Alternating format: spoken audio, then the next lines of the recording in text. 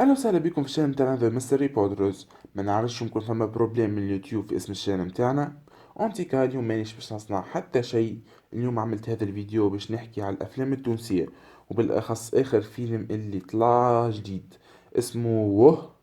واللي ما يعرفوش راهو فيلم تونسي جديد. اول عرض قدموه ابارامون نهار 12 ديسمبر في سوسة، بطولة هشام رستم، محمد مراد، سلاح مصدق، وكان فيه زادا كافون ومريم بالملاهم وجميلة الشيحية. اخراج اسمها الاحمر، وكما قالوا هو فيلم كوميدي. اما بالنسبة لي الانمي ماليش حتى كوميديا فيه. لا علينا، خلينا نبدأ.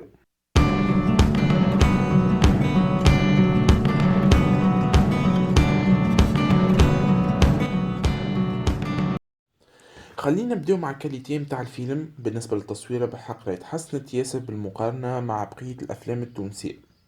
بالحق هذه تتسمى خطوة باهية في الأفلام والسينما التونسية. وبالنسبة للصوت ما نعرفش ياما من الصالة ولا من الفيلم، ما كانش باهي ياسر، أما بصفة عامة الصوت مقبول. وبالنسبة للتصوير نجم نقول سي بيان، بالحق الخدمة مزيانة من ناحية الضوء ومن ناحية كاميرامان، وحتى تقنية التصوير تبدلت ياسر. فما فرق واضح وكبير بين فيلم شبابك الجنة وهذا الفيلم وه. نجم نقول اللي السينما تحسنت ياسر في تونس من ناحية الكاليتي. مانيش باش نقول لكم على شنو يحكي الفيلم، خليكم تستكشفوه وحدكم. اما باش نحكي عن الممثلين وشوية على ادوار متاعهم. وقبل هذا نخليكم تتفرجوا على تقديم المخرجة للفيلم متاعها وه.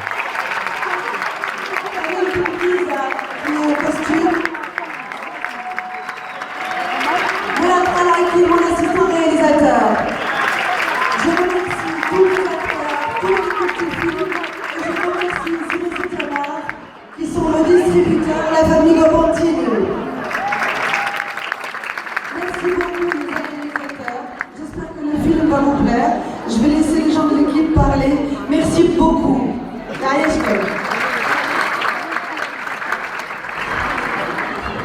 قلت لك مبروك. احنا سعداء بوجودكم توا، وان شاء الله الفيلم يعجبكم، وان شاء الله يعجبكم ومشاهدة طيبة. ويمكن ثم لقاء بعد الفيلم تحبوا نقعدوا ربيع ساعة مع بعض ونحكيوا على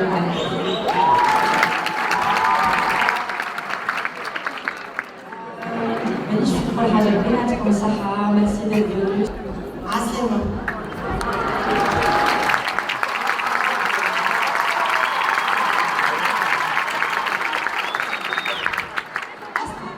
احنا التوانسة مش معروفين.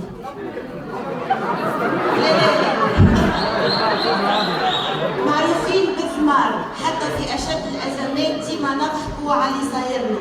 دونك الفيلم هذايا راهو عملناه بيكم انتوما، نحكيو على رواحنا. فيه برشا ضحك، برشا تفريق، عملناه برشا محبة. ان شاء الله الصدق اللي خدمنا بيه يوصل لكم، وان شاء الله في الاخر تكونوا واه. اني ماليش اضافة في وجود كافون في الفيلم، تي هو وجوده ضعيف. نجم نقولوا ظهر في مشهدين كهو. دوره مثل شاب تونسي اللي يعيش بريتم أولاد الحوم العربي، ريتم ضعيف. يمكن نكسر ريتم الفيلم كومبليتمون، بعكس وجود محمد مراد اللي بالحق ركبت عليه ياسر الشخصية. برافو، عرف كيفاش يلبس الدور. نجم نقول دوره أحسن ما فما في الفيلم من ناحية إتقان التمثيل. حتى هشام رستم وسلاح مصدق أبدعوا زادا، مع جميلة الشيحي زادا. أما أكثر شخصية شفتها أورسيجي في الفيلم كامل هي شخصية مريم بن شعبان. دورها وهي وجودها في الفيلم زايد كومبليتمون. كلامها مكسر. تتكلم اون طاليان، لا عرفت لا تتكلم لا بالطلياني لا عرفت تتكلم بالعربي. دورها زايد أورسيجي. أول بقية سافا يعديو رواحهم، حتى وجود نعيم الجاني أضاف للفيلم. سافا دي دورها قصير وصغير، أما سافا. منزلش نحرق لكم الفيلم أكثر، ننصحكم تمشيو تفرجوا عليه. ما تندموش.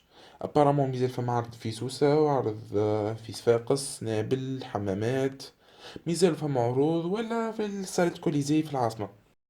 وقبل ما نكمل حن نعرف رايكم في السينما التونسية وكيفاش تراوها.